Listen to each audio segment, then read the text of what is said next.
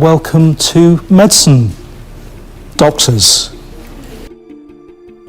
It will be hard work, it will be stressful, you will be taxed physically, emotionally, mentally in the next 12 months, more than you ever thought possible.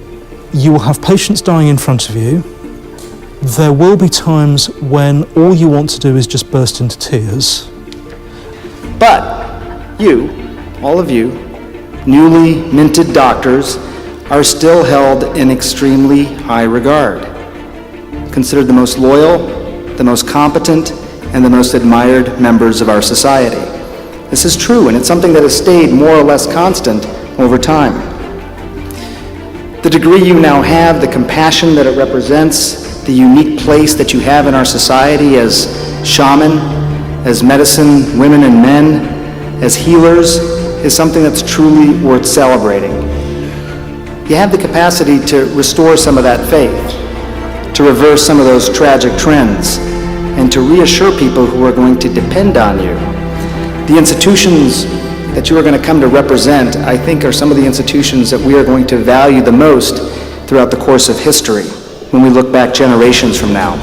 And I can tell you this as well, as someone who's been doing this for a little while now, there's going to be times when your life trajectory seems a little confusing, a little muddled, and you're going to come to appreciate just how important the clarion call of compassion can be. You're going to wake up every morning knowing your purpose on earth. And that's an enormous gift and an enormous accomplishment.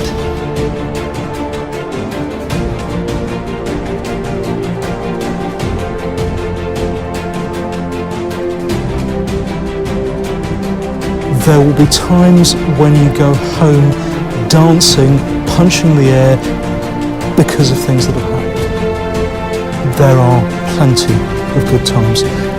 Your role in society are more important than ever. Now, it comes with obligations.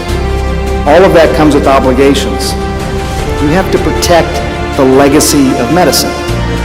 You got to think about what that means.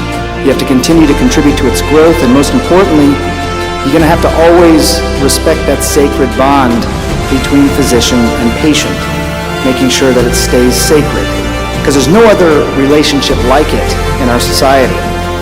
You got to remember to be humble. You got to remember to soak yourself in the privilege of your profession, but never the arrogance. You got to remember that there's incredible tradition and ritual in caring for patients. Traditions and rituals have been passed down for hundreds of years, and those rituals should never be abused. You're going to stand there in your crisp white coat. Your patient's going to be wearing nothing but a paper or cloth gown, probably fumbling with the ties. You're going to have your tools, bright lights and hammers and blades to shine and bang and probe. Your patients are going to be worried, sensitive, insecure, guarded. They may barely know you, but at that moment, you're the most important person in their lives.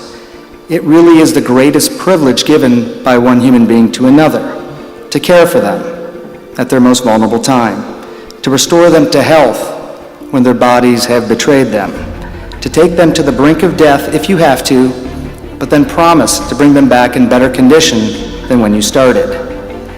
So just remember to always be kind, to smile, to touch, and don't just learn the definition of empathy, but live it by truly putting yourself in the shoes of your patients. It is an awesome task. It is the best job in the world.